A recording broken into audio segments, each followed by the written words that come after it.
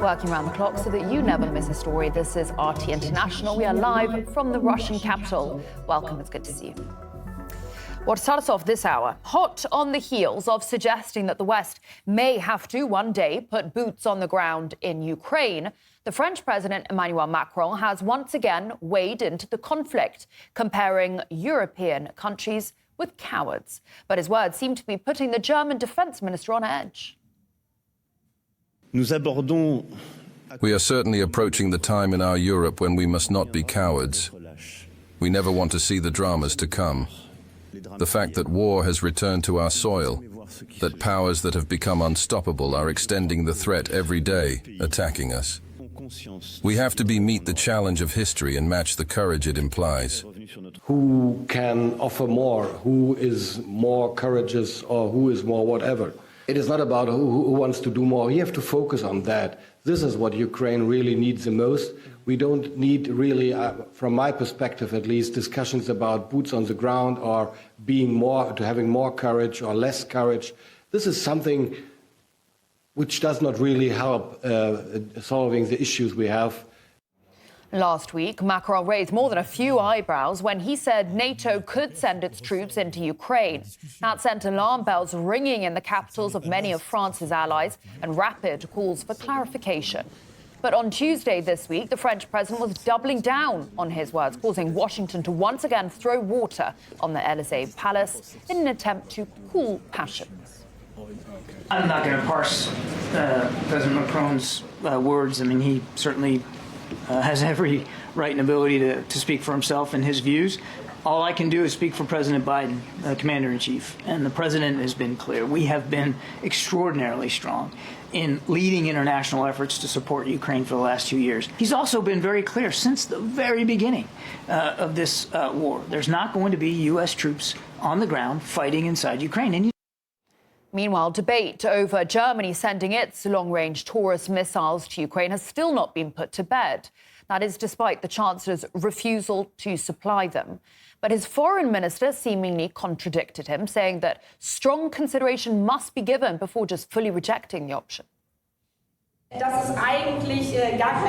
We must carefully study all materials that could be used for the defense of Ukraine. From my point of view, the actual situation there is very, very clear. The Taurus missile was jointly developed by Sweden and Germany. It has a targeting range of up to 500 kilometers, and its warhead is designed to penetrate and destroy deeply buried targets. In a non-binding resolution that asks all member countries to provide more weapons, the EU Parliament listed this system as the one that could help Ukraine against Russia. This all comes against the backdrop of a leaked audio that exposed Germany's military top brass discussing how to help Ukraine attack Russian targets. In response, activists from the German Free Saxony party filed a lawsuit against those caught on that tape, accusing them of trying to carry out an illegal act of aggression. With the tension on the story just not dying down, it seems that it's all beginning to get on the German defense minister's nerves. The reason that the phone call could still be recorded in the ranks of the Air Force is due to an individual application error. Not all participants adhere to the secure dialing procedure as prescribed. According to current knowledge, data was leaked from the participant in Singapore. He was connected via an unauthorized connection, i.e., virtually via an open connection.